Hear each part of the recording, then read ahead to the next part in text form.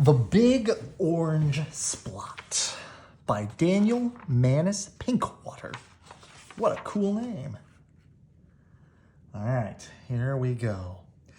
Mr. Plumbeam lived on a street where all the houses were the same. He liked it that way, and so did everybody else on Mr. Plumbeam's street. This is a neat street, they would say. Then one day, a seagull flew over Mr. Plumbeam's house. He was carrying a can of bright orange paint. No one knows why. And he dropped the can, no one knows why, right over Mr. Plumbeam's house.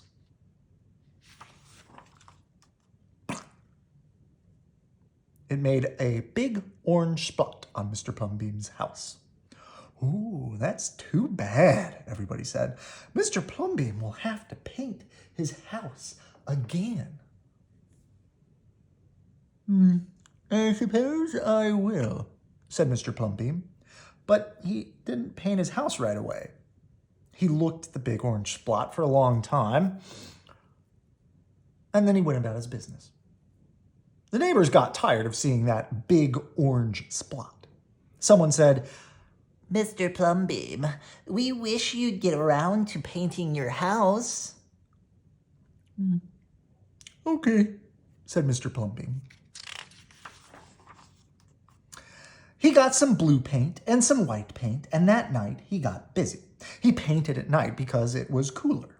When the paint was gone, the roof was blue, the walls were white, and the big orange spot was still there. Then he got some more paint. He got red paint, yellow paint, green paint, and purple paint. In the morning, the other people on the street came out of their houses. Their houses were all the same, but Mr. Plumbeam's house was like a rainbow. It was like a jungle. It was like an explosion. There was the big orange spot, and there were little orange spots. There were stripes. There were pictures of elephants and lions and pretty girls and steam shovels. The people said, Mr. Plumbeam has popped his cork, flipped his wig, blown his stack, and dropped his stopper. They went away muttering. That day, Mr. Plumbeam bought carpenter's tools. That night, he built a tower on top of his roof and painted a clock on the tower.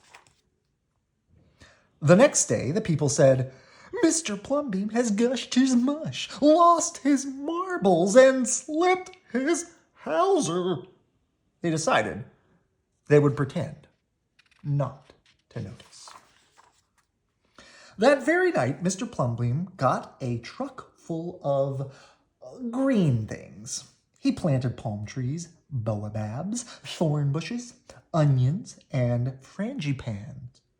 In the morning, he bought a hammock and an alligator. When the other people came out of their houses, they saw Mr. Plumbeam swinging in a hammock between two palm trees. They saw an alligator lying in the grass. Mr. Plumbeam was drinking lemonade. Mr. Plumbeam's gone too far. This used to be a neat street.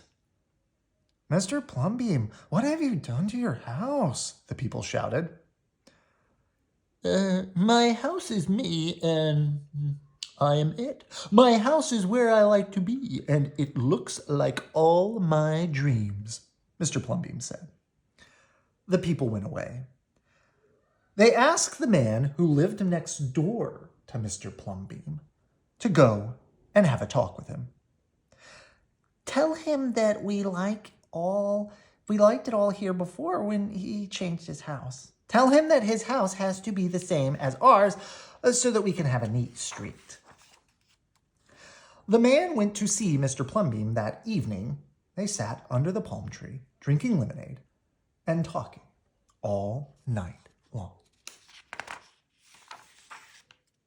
Early the next morning, the man went out to get lumber and rope and nails and paint When the people came out of their houses, they saw a red and yellow ship next to the house of Mr. Plumbeam. "What have you done to your house?" they shouted at the man.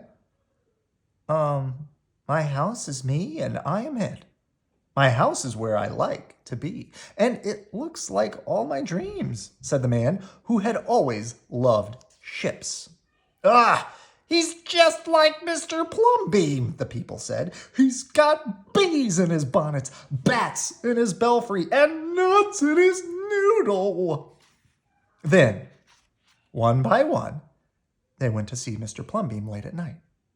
They would sit under the palm trees and drink lemonade and talk about their dreams, and whenever anybody visited Mr. Plumbeam's house, the very next day, that person would set about changing his own house to fit his or her dreams. There's a balloon and a really fancy looking Taj Mahal type building and a castle. And this looks like Colosseums, or at least it's got columns. It's a very Roman-esque. Let's see. Whenever a stranger came to the street of Mr. Plumbeam and his neighbors, the strangers would say, "This is not a neat street." Then all the people would say, "Our street is us, and we are it. Our street is where we like to be, and it looks like all our dreams." And then that's Mr. Plumbeam's house at night, right? I like that book a lot. Good night. I love you.